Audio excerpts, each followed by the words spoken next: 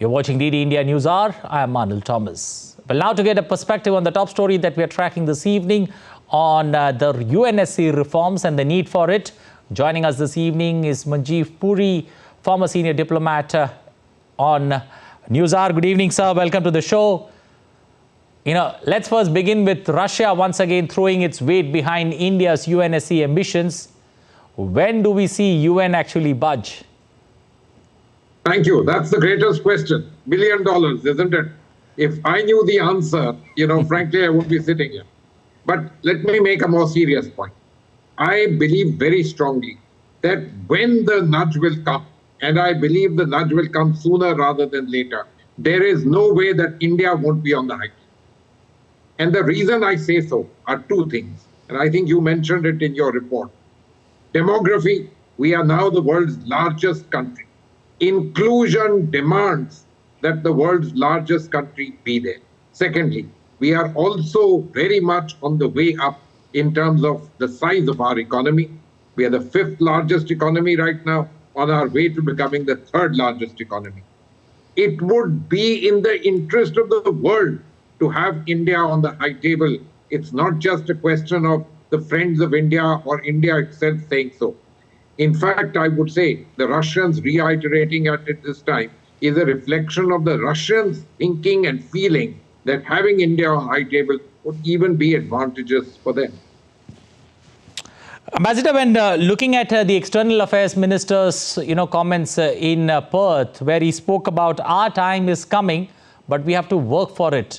What is the hindrance or speed breaker that the External Affairs Minister is highlighting?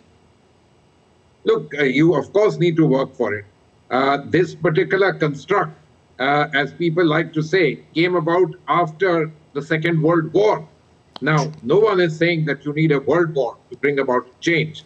Realities have changed in 75 years. Everybody is recognizing what it is happening. Some of these particular elements of work are huge amounts of diplomacy, deft negotiations at the United Nations. But, above all, the importance of getting more and more of the world to recognize and say, get them on the table, bring about a reform. Why? Because the institution as it is currently constituted does not reflect contemporary realities, and we want a United Nations which is fit for purpose today and for tomorrow, not for yesterday. Also, Ambassador, why is the UNSC not being able to adopt with changing times and, the need of the present world order? Does it fear somewhere, losing relevance in one, if it refuses to act or if it refuses to, make amends? No, you're very right. This is what we would like them to believe. But, let's understand. There has been one movement in the case of the United Nations Security Council, which was formed in 1945, and that was in 1965, when the non-permanent membership expanded from 10 to 15. Now, after that, let me also point out to you a few interesting facts.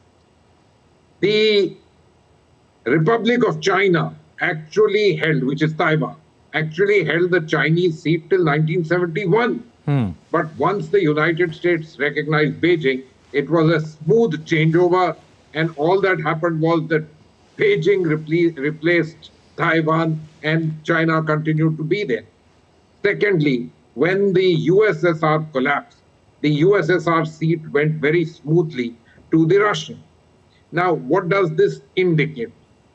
The way the UN Charter is framed is that the 5 permanent members of the Security Council, they need to come together and certainly not exercise a veto, because this requires a charter amendment.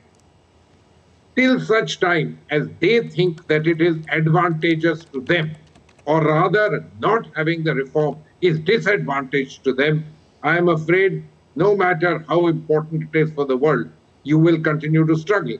But my belief is something else. Look at the formation of the G20. The so-called haves of that time felt that it was important and in fact beneficial for them that you bring about an expansion, which is why I think that even the current haves no matter what they are saying and what, some are for, one possibly does not say so openly and possibly opposes. But once the feeling starts growing that having the largest country and the third largest economy not inside is something which hampers you in your pursuit of your own position, then I'm afraid reform will fall into place. I believe that day would happen sooner rather than later. Obviously, one can't lay down a timeline because we are talking about the most important nation states acting in this entire affair. Ambassador Puri, we all know the elephant in the room when it comes to the permanent members and the one who would veto or, vote against India's inclusion. In that, scenario, what are the options that you see, especially for UNSC to expand and also for India to get, make space for India to get, permanent membership there at the big table? I don't want to go along with what you have hinted, the elephant in the room. There are many elephants in the room. This is not such a simple game. After all, just let me take you back some years back to the nuclear suppliers group. The same elephant was there in the room, yet the elephant came around. So, elephants come around. But one of the interesting things is that all the elephants have to come around together. So it's nice to hear some countries say so, some don't. But actually, are they all there together? Really? So if that is the case, this pudding will get cooked very soon. But I think, as the minister said, you still need a lot of more work to do, work which is being done. But more importantly, the Indian economy is growing. And that is the greatest push to this whole thing. Okay, Ambassador Puri, looking at the fact that India is trusted, well regarded as a partner across the world order, across multiple international bodies, does that make things easier or tough for India? No, it obviously makes things easier. Because if you're not trusted, nobody would even put you on the consideration. True. But having said this, let us remember, the world is run, nation states run on hegemony.